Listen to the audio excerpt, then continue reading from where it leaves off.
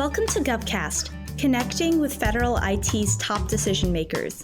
I'm your host, Melissa Harris. Every 10 years, the Census Bureau gets to shine and conducts the decennial census to help us understand the demographics and composition of the country. In 2020, the Bureau provided the option for people across the country to respond to the decennial census digitally. The effort was a milestone for the agency, especially amid the onset of the COVID-19 pandemic in America that year. Beyond the decennial census, however, the Census Bureau conducts a lot of different activities that gather and provide all sorts of data for decision-making and research. Between these duties and the decennial census, the Bureau's IT leadership have been working to provide the infrastructure, governance, and strategy to sharpen mission work. With us today to provide some insight into the Census Bureau's IT efforts is its Deputy CIO, Gregg "Skip" Bailey. After an extensive career in IT, working at the FBI and Justice Department, and then running his own business, Skip came to the Census Bureau in 2018. We'll talk about what it was like ramping up the census's IT to enable the digital decennial census collection, how that preparation aided the Bureau as the pandemic ensued, and where the Bureau will go moving forward with its IT activities now that we have some hindsight from 2020.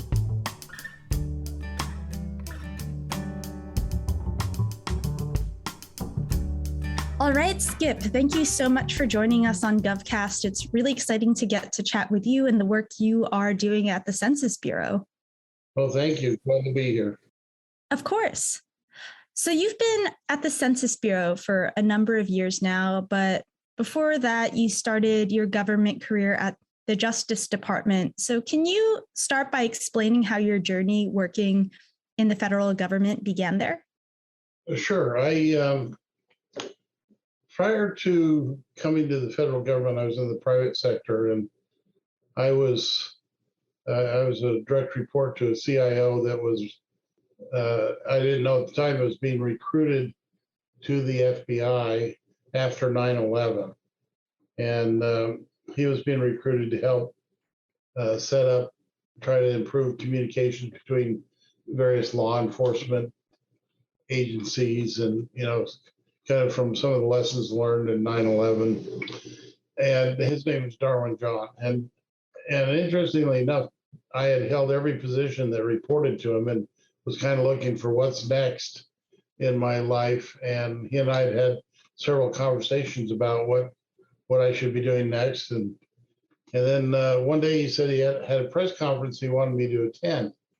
And it was unusual for him to have a press conference. So I was kind of anxious to hear. And during that press conference, he announced that he was leaving and going to become the CIO at the FBI. And I was in the audience, but he looked at me, and I knew in that moment I was going to the FBI. And so he asked me to join him. I was the only person he brought with him. And we set off on this adventure in the federal space, which neither one of us had ever really thought about. And so I started off by coming into the FBI, and I ran what was essentially the IT division at headquarters for FBI, reporting to the CIO at the time, which was Darwin John. That's how I got started. After working at the FBI and DOJ for a while, you did leave government for a bit to work in the private industry again before returning back to the census. So what experience did you gain from working in both government and then industry positions previous to your current position? And what made you want to rejoin a federal position with the census? It was good to become the CIO at ATF job. And then after ATF, I made a decision to go with Deloitte and was a director I was hired as a director at Deloitte.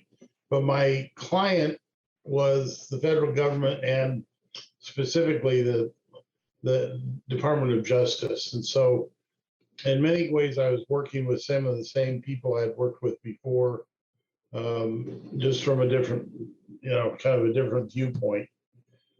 And then from there, I ran my own business for a few years at the census. The things that I learned in that journey, I think part of it was learning what I really wanted to do with my career and what I was interested in. And what I figured out is there were three things that throughout my career had been very important to me. And when I had those in abundance, I was happy. When I didn't, I was not as happy.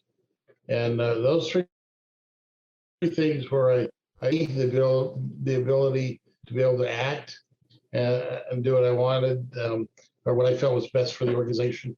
Secondly, I like to work around smart people where I had a chance to learn a lot and grow and develop and just, bounce ideas off of them.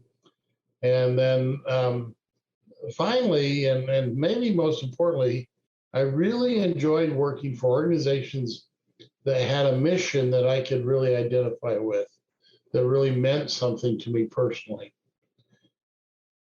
And so, in ATF, I had those. As I went to Deloitte, I had a lot of those opportunities, but probably the one that was missing most was having a mission that was meaningful to me.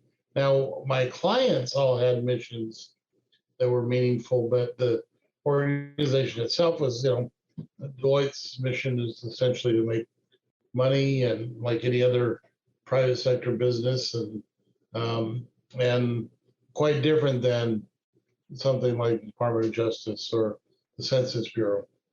And when I went on my own, I kind of had the same dilemmas and had less opportunity to work with smart people because I was kind of a one-man shop. And so when I decided to come back to federal government, I had evaluated those three things and looked for an opportunity to be engaged in an area where those three things existed. And I found that at Census, I was able to do that. A lot of smart people work around. I have a lot of autonomy. And who could ask for a mission more important than one that's actually stated in the Constitution directly? So it really fit the bill of filling those needs. And I think more directly to your question of what did I learn, I think the value of some private sector experience, of course, I had that before I came to the federal government, but it's the pace with which things can get done. And I think often in the private sector, you're pushed a little faster. The pace is a little more aggressive. And so you learn sort of the art of the possible, what can be done in more important, it can be done in a short amount of time. And it's a little bit of learning the trade-off. Years ago, there was a book that talked about the fact that good was the enemy of great. And it made the argument that often we settle for things that are good when we could be engaged in things that are great. And although I ascribe to that, and I believe that's very true, sometimes great is the enemy of good. Sometimes the reverse of that's true. And sometimes we're trying so hard to get things perfect, we just get really very little done. And sometimes it's important just to get some things done, get them working, then maybe perfect things over time. And I think I learned in the private sector, I think that's common. Definitely. I think that your points about, what you want in your career is definitely something I think resonates with a lot of people in government. And then also the pace of which things get done. A lot of people in government right now are trying to adopt different agile methodologies, the sort of feel fast methods. So I definitely see that there. So now that you've been with the census for a few years now, especially right before the census in 2020, it was the first census to accept responses digitally. So what was preparing for that like from an IT perspective? supporting those activities leading up to the census? Well, it was very exciting, and everybody was fully engaged. It was really nice to be in a place where there was a sense of urgency. There was the sense of we've got to get this and we've got to get it right. There had been some fairly public failures of large scale IT, um, areas that we did not want to replicate. So we were very concerned that we remained up the entire time, that we allowed people access when they needed it. And so we really built a strong infrastructure, and we worked together with, really across the board with Census and the decennial team. Every 10-year census is called the decennial census. And it should be noted that we do over 130 surveys and censuses. Only one of them is the one everyone thinks of us for, but it is a big deal, and a lot of people spend 5, 6, 7 years getting ready for and executing that. My main focus was on the overall health of the organization, although we knew we had to support the decennial census also. And interestingly enough, COVID had its impact, because the day that we switched and went to, I'll never forget this. It was the day that we switched to 15,000 people being fully remote workers. It was also the peak day of individual response on the census that we were taking digitally. So two very high impacts to the network, and we pulled it off without a problem. It was very satisfying to see that nobody went down. People were successful. Everybody's been able to get to where they needed to, and we really ran throughout the COVID, and we're still mostly teleworking with very few problems. So we were able to adapt, and I think the preparation for the decennial census in a way helped us prepare for uh, COVID also. So they kind of had almost a symbiotic relationship. Yeah, I wanted to pick your brain a little bit there about what it was like to do the decennial census while also adjusting to the COVID-19 pandemic. So, on the onset of COVID, especially noting that you switched to a fully remote environment as peak responses were coming in, what was the experience of supporting that? And what kinds of challenges did you face? And you mentioned that you had some of the groundwork in place to sort of support it, but what did that look like? And what was the process of preparing for that like? Well, I mean, had we not been preparing for the decennial and making sure that we were very very robust in our infrastructure, we could not have as easily switched to fully remote. But we had the bandwidth in place. We had the topology of the network. We had the access was aligned up, and so it actually was almost a non-event for us, because uh, everything was already in place. And so that's why the two kind of go together. Is we'd already built out this, and we had that much time where a lot of people had a good infrastructure to establish that quickly. So we had that benefit of a long-term development of the tools, monitoring, the bandwidth, the redundancy was all already in place. And in fact, all we've done since the decennial is ratchet some of that back. That we don't, obviously once the decennial is over, we don't need as much. So we ratchet some of that back. Um, we didn't really have to increase it at all to accommodate um, COVID. That's fascinating seeing how, the stars sort of aligned in a in an interesting way for you there.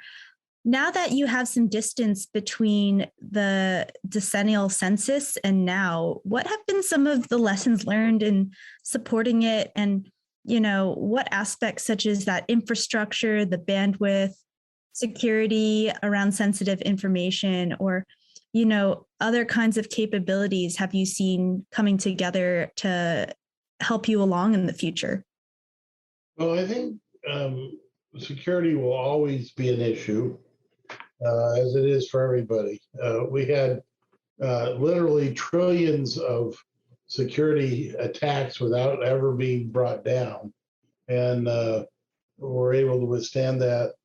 And but as you know, the the bad actors continue to evolve, so we have to evolve at least that same pace, if not faster. So obviously, security will continue to be a dominant issue. We have a really top-notch security team, and we're focused on true security, what's going to really make a difference. And so far, we've been good and lucky, I would say both, and have avoided any kind of major incident from a data loss standpoint, because our one of our main commodities is trust. And if we get breached and our trust is violated, then it really hurts us. The other things that we learned aren't directly as much IT, but are important. Um, we've noticed for many years, but it was really peaked during the decennial, that the country is getting to be survey weary. They're very tired of doing surveys. People are less interested. They don't want to do it as much. We get lack of cooperation. A lot of factors we could go into, which I won't at this point, but that are leading to that. But the fact remains, people don't want to do surveys as much. So going forward, we're going to continue to look at sources of data that we can use to fill in uh, areas where we cannot get adequate survey, also to reduce the size of surveys, make sure that we can use whatever we know to help. And that also includes, we've been fairly siloed in our data from one survey to the next, and we're building a data lake that will allow us to share data much more easily, that will reduce the burden of actual surveys. Are we ever going to go to no surveys? I doubt it, but we certainly can reduce the number and length and difficulty of the surveys as we leverage data that's available in the work environment. Then probably the more IT related thing that was really important that we learned is, in the past, and this is all decennials prior, but we would essentially build up a decennial organization of thousands of people that were that we would hire or have contractors, or we would shift some of our employees over to that group, and they would build their own IT organization. We still had the main infrastructure, but a lot of what was run is under this decennial organization. And I think we have a desire to, rather than do that in the future, we would rather get our enterprise infrastructure and enterprise organization in such a way that we can just scale up for a decennial, as opposed to create a one-off organization that would do the decennial. And I think that's going to be a target as we move forward. And then lastly, it's thinking about what we're going to do with the data while we're still moving the data. It used to be, we didn't think about the data.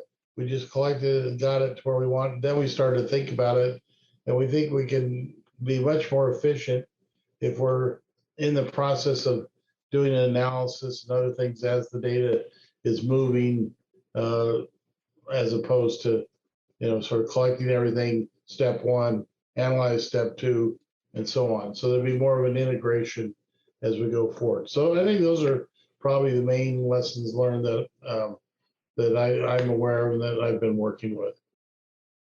I want to keep on the data piece for a minute. That's really interesting, the different aspects you brought up there. So, you said that you want to reduce the size of the surveys and draw from different sources of data. So, what kinds of areas are you looking to reach for to fill those gaps in the data or to help reduce the burden of taking a survey? And also, how are you balancing this kind of build out of that effort while you're also trying to take on this moving and processing of data? I think it's a good question. We really are trying not to constrain our thinking right now, trying to be very creative. So I'm not sure anything is off the list for potential sources of data. We certainly in the past have used other government agencies' data successfully, and I think we're going to look more and more into the private sector. As you're probably aware, the private sector has tons and tons of data on everybody, a lot more than the government does, which surprises people. And so we could actually acquire some of that data much less expensively than we could go out and collect it ourselves. Then where we can do that successfully and we can trust the data, then we'll do more and more of that. So I don't know that I could say we're not going to do this kind of data because I think we're trying to be open and creative right now, not shut out things prematurely, but it's really going to be what's the best data source for this, and is it accessible, reliable? Can we get to it? And I would say the idea of sort of analyzing as we go doesn't really conflict with that. They're not at odds with each other because the analysis work's being done really by a different set of people, and it's more of when you engage them than it is, tied to where the data is or where it's coming from. And I think we can make that available.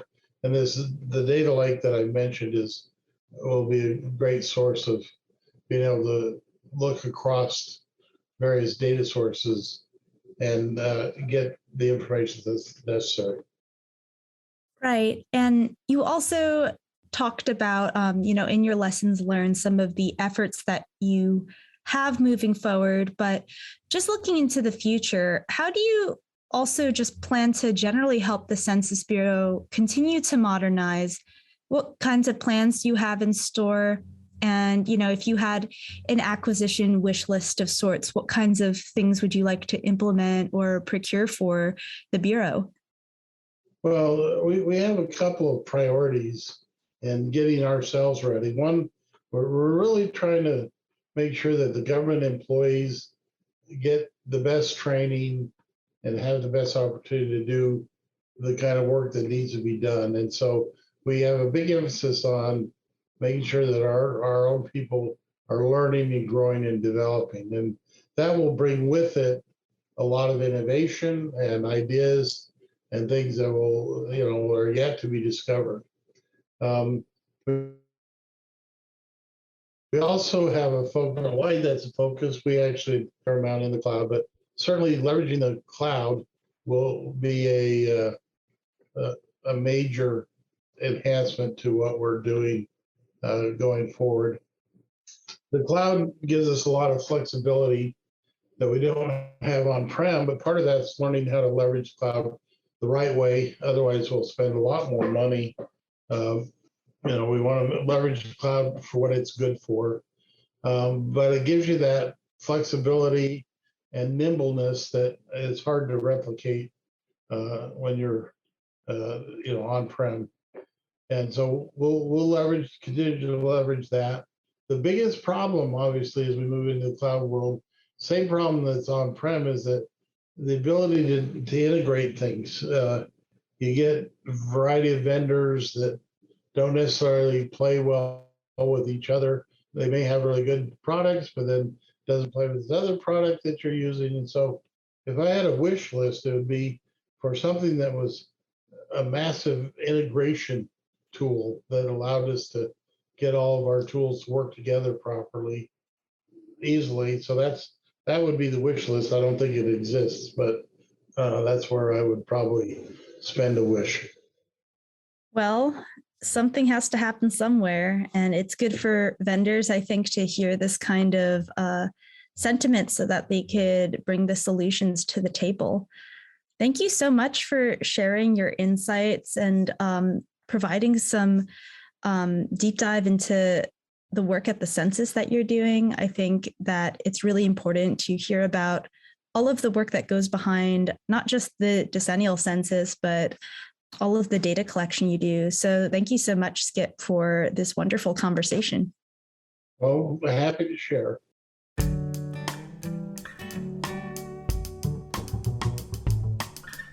GovCast, along with Cybercast and HealthCast, is a production of GovCIO Media and Research. For more podcasts and to check out the other shows, head to govciomedia.com. Watch out for new episodes released every Tuesday and Wednesday across our shows. You can follow all of them in your favorite podcast platform, and if you like what you heard, make sure to let us know by leaving a review. And if you have any topics you think we should look into, contact us at newsletter@gcio.com.